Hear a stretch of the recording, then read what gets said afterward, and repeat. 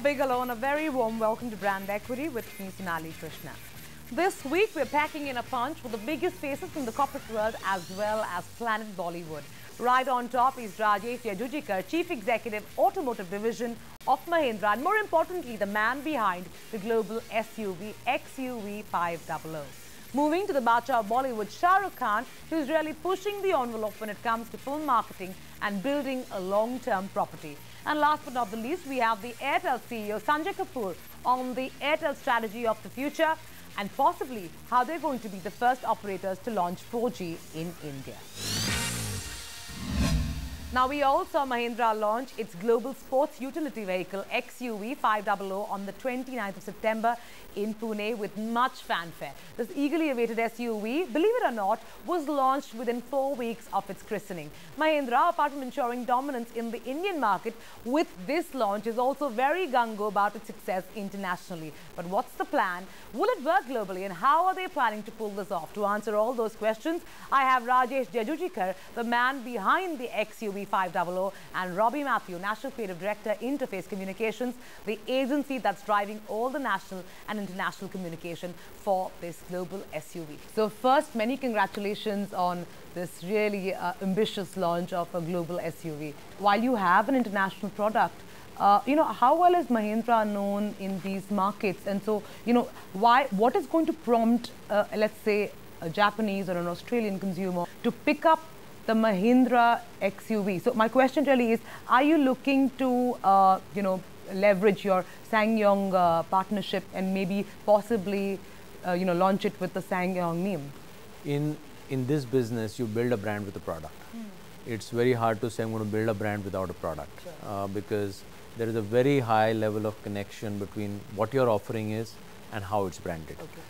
So we need a product like this to say, let's go out and build our brand globally. Of course, we have made some good moves in markets like South Africa, South America, and other emerging markets of that kind with Scorpio, Bolero, and so on.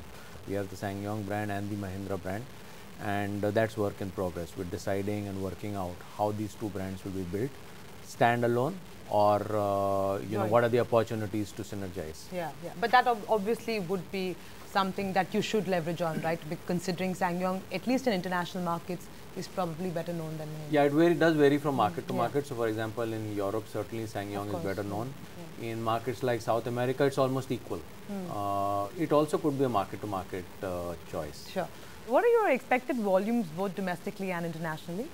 Well, right now we are set up capacity for a volume of about 2,000 a month, and then we'll take a call as we go along depending on how demand is in India and in various other international markets. A bulk of it will be India because South Africa is not such a large market. Are you looking to launch, the XUV at least maybe jointly branded in the South Korean market? As a part of our development process, Korea was never on the anvil because we weren't thinking SsangYong at that time, and we weren't thinking Korea as a target market at that time. So now that we have a relationship with SsangYong, certainly we are in the process of getting feedback from customers and so on, and evaluating what the opportunity could be for launching this in Korea. Right. Talking about your pricing, you've been very aggressive with your pricing, at least in India, and you're really looking to take the sheen off the Mitsubishis and the GMs of the world in India. So clearly you're bang on there. Who are you rivaling internationally? The benchmark for us really isn't, the Captivas and the Mitsubishi, because they're much higher priced products. The strategy we are playing to is saying how do we create a category in India priced at about 10, 11, 12 lakhs, where customers who are buying either cars or SUVs priced about 8.5 lakhs can easily make this transition. How do we create that excitement and wow feeling?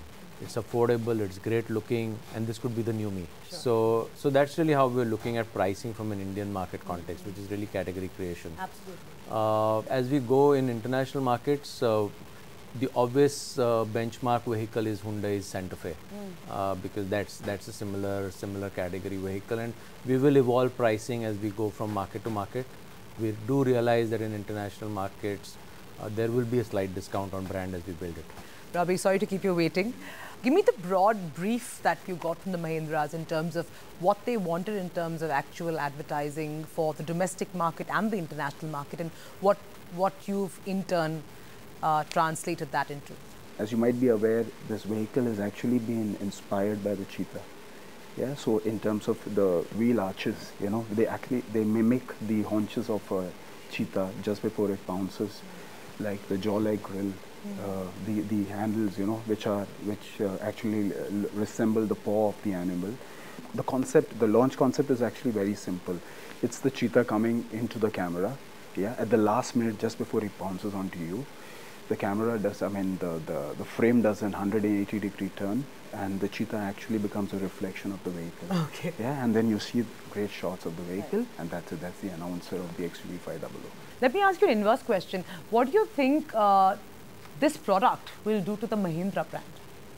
You know, that's a very interesting question, because you will remember that 11 years back when we were about to launch Scorpio, we looked at what the Mahindra brand stood for at that stage. And the Mahindra brand was weak in urban markets, was not seen as modern, was not seen as technology led.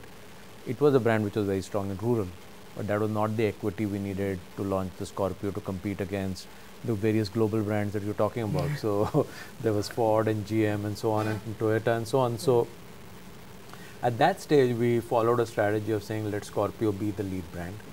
And let's follow an endorsement strategy, and we made it Scorpio by Mahindra, though we continued to sell it from Mahindra showrooms. Over the process, what has happened is Mahindra brand became strong, and that's where I was saying that there's a role that the product plays in creating a brand. So the product Scorpio helped create the Mahindra brand in urban markets.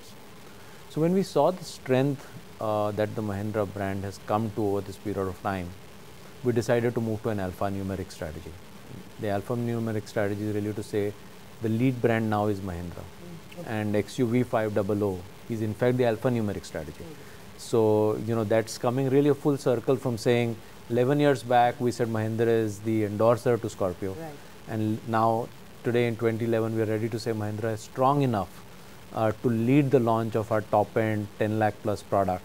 Can you just take me through how you arrived at this pricing? Yeah, so basically 10.8 is 10.8 is the ex-showroom Delhi price for what we call the W6 version, and it's 11.95 for the W8 version. So these are the two key versions that we have. Our gut feel was to excite the market, it needed to be in the tens, because that's just above C plus segment, right? C plus is 8, 8.5, 9, and in the way financial interest and EMIs work, somebody who's buying a 8-9 lakh car can easily move to 10.7, 10.8. It adds 3,000-5,000 rupees of EMI per month. So we believe that that's a category driving price. How did you come up with the name XUV? One of the thoughts that we had in our mind was, how do we coin a name which can also become a category name? And XUV has the ability to become a category name. Just like SUV is a category name, XUV can be a category name, right? X also has the Gen X feel to it. So, you know, X is youthful naturally. Then you got to figure out, you know, registrability globally. So why 5? We have a heritage to 5. We have MM550, MM540, and so 5s have worked well for us as Mahindra. So we ended up with 500, and then we said, hey, are we going to launch a product without the O? Because we've got Scorpio, Xylo, Bolero, Maximo, Genio, Geo. So all our products are O ending. So we said, hey, why not make this double O? Oh my God, you went to Mr. Jumani. Created the name keeping in mind that we can extend this to create variety and create a wider portfolio. Thank you very much, Rajesh. Truly a pleasure to have you on Brand Equity. Fun to be here. And all the very best for XUV 500. Thanks. And thanks very much, Robbie, for your time. Well, after that very interesting conversation, we're slipping into a quick break. But up next, we get you the Badshah of Bollywood at his candid business best. Stay with us. I was the other day meeting a younger actor, and I told him, you know, inshallah, if this film takes off after a couple of months, I'd like you to become Jeevan.